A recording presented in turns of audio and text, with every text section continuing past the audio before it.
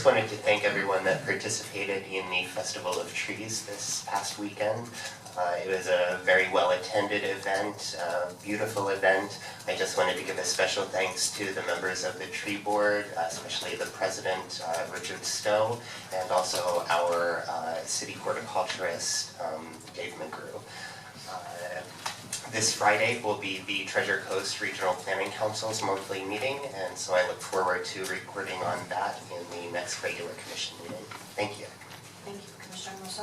Yes, Anthony mentioned the Great Taste of Lake Worth.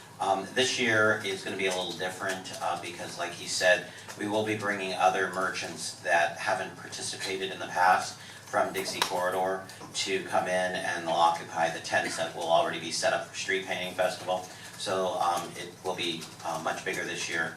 And like you said, the tickets are $25, goes to the President's Council, and there'll be a lot of good fun stuff going on. And if you don't know, that's always something that we do Friday night before Street Painting Festival, because Street Painting Festival needs the day to set up. So we try to create some energy. There'll be a band in the plaza, and there'll be a lot of things going on Friday night, so we encourage you to come down, bring your friends and relatives Friday night. And then, of course, Street Painting Festival is Saturday and Sunday. They're still looking for some volunteers. If anybody wants to volunteer for an hour or two, they'd love to have you. And then coming up behind that will be the Easter egg hunt at Bryant Park, Saturday, March 26th from 9 a.m. to 1 p.m. Wonderful. Thank you. Commissioner McAvoy? Yes, thank you, Mayor.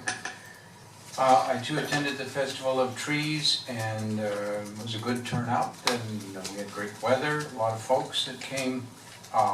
The Marshall Foundation came, and I think probably partly because of declining health of John Marshall, they transferred an award that they have been giving in the past for folks that support trees in Lake Worth. They've transferred that to our tree board, which is kind of nice. And there was also a bike valet. In fact, I was a superintendent of the bike valet for a little while. I'm not sure whether I did all that well, but I managed to put my bike in there and get it back out. It was kind of a neat idea. I thought initially like, what do we need a bike valet? But it was sort of fun to be able to put them there and encourage biking in Lake Worth.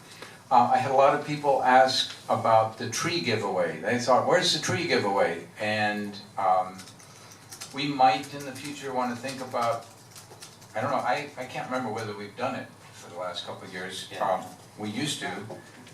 We should certainly keep doing it. We might want to think about combining it with the Festival of Trees, or let people know that there are two good tree events and come to the second one. Unrelated to the Festival of Trees, we had on last week's workshop on the agenda an item to talk about potential changes to the distribution voltage for our Lake Worth electric system. And I've been doing a good deal of research on that since then, because it's something that if we were to undertake that would be quite expensive. A significant multi-million dollars worth of money, and I want to make sure that when we get to the point of discussing that I'm pretty informed on what other utilities do, standard practice, and make sure that we're not headed down a track that is expensive and not the optimal. So I'm getting pretty knowledgeable about the 5 kV class and the 15 kV class, 25 kV, and reclosers and ocean spray and all these things. So I'll be Cranberry juice, following on that. Okay. Vice Mayor? Thank you. Not much here, other than I wanted to talk a little bit about the Street Painting Festival. We've already kind of gone down that road. Please, everybody come out. It's going to be a great weekend. Hopefully the weather's going to hold up for us. And as you know, we annually expect well over 100,000 people to visit our city. It's a really good opportunity for folks to come in and see some of the cool things that we've got going on in our downtown. And for those folks who are lucky enough to have to go through our neighborhoods, they get to see some of the neat cottages and some of the neighborhoods and all the wonderful things the neighborhoods are doing. So I encourage you all to come down and be a big part of that. And I do have a question for the city manager in reference to 2nd Avenue North. Have we done anything? Are we North or south? or south? Excuse me. Are we going to paint that street to make it look like a We're not paved using street, or no? Or are you going to do? We're not using it. Okay. We're going to go around. Six. Okay, so you're going to block it off. Well, I don't know if we're blocking out, but it's not the route. It's not the detour route. Okay, okay. And hopefully, maybe things, 6th Avenue, speaking of 6th Avenue, when's that going to start? That's coming up in May. May. 6th Avenue South between Dixie and Federal May. is going to be redone in early spring, so that'll be a blessing for a lot of folks. So with that, I'll leave it at that. So I hope to see you all out there this weekend. Rumor mill has it that 2nd Avenue North, 2nd Avenue South is getting paved tomorrow. Where's Jamie? Where's Jamie? Jamie's gonna start filling those potholes tomorrow. Yeah, not paid. Not paved, oh, sorry, Not paved, potholes. Okay. Filling. Not paid, filling. Yeah, and you're paying for it, okay. Couple of other things too. Tree Festival was mentioned before. I just wanted to mention one thing about that. Josette Kaufman, of course, was a very special part of our community and put a lot of efforts into that board and really just was a fine, outstanding person in our community. And having that award in her honor returned to the tree board, I think was a really big deal and important for it. And I hope and look forward to our tree board being able to present that award to other meaningful and impactful green situations throughout our community. So it was quite an honor. I also had the opportunity over the weekend after the Festival of Trees to go over to Kehitolo Lane and say Uva Paiva to my fellow Finns at Finlandia Days. That was fun. It's a big event every single year. The ambassador from Finland was in town and got to speak with them too, so that was really neat. Only disappointment to me is we've been really working the last couple of years to try to return that Finlandia Days to Bryant Park. I mean, if you think about, the Finns in our community have a long history. They helped us build the city to begin with. Some of the monuments that we have in Bryant Park are to celebrated Finns. And I would just urge the staff, I know we've had some issues financially and other things, but I would urge you, with hopefully the backing of my fellow commissioners, to make this happen sooner than later. It's something that I think is important to the very fabric of our community and our history.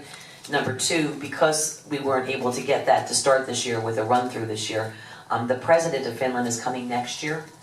And I would like to say if we could start planning now to have at least some sort of reception event in Bryant Park at one of our monuments and start to coordinate that now so when the president of this country comes in here, we can talk about and showcase some of the history and maybe work with, within the community group to organize something. So at least we're honoring their commitment and investments in our community over the course of our history.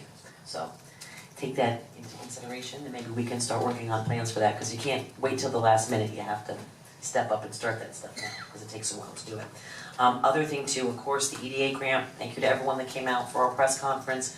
That is just a very, very exciting thing happening in the Park of Commerce. People have been talking about the Park of Commerce for 30 years. One of the very important things that came from that, and I just want to, because you didn't get a chance to do it, but I would talk about that. I know a lot of people have some certain thoughts about the Park of Commerce, but the one thing that both I talked about and Shelley talked about is that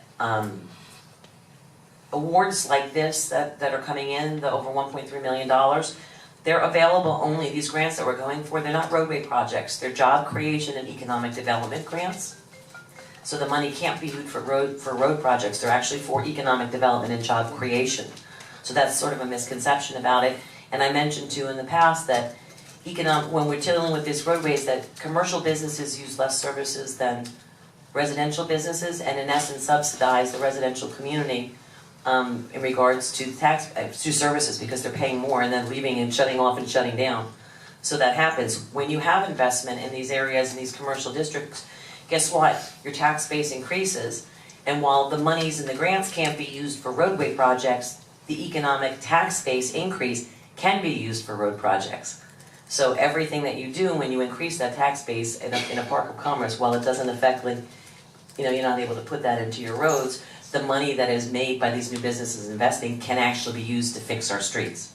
So that's a very good win-win, and it's a creative way in which to go after monies to fund things that our taxpayer dollars are not being used to fund. Park of Commerce project, just to reiterate, taxpayer dollars are not being used to fund that, so something to think of.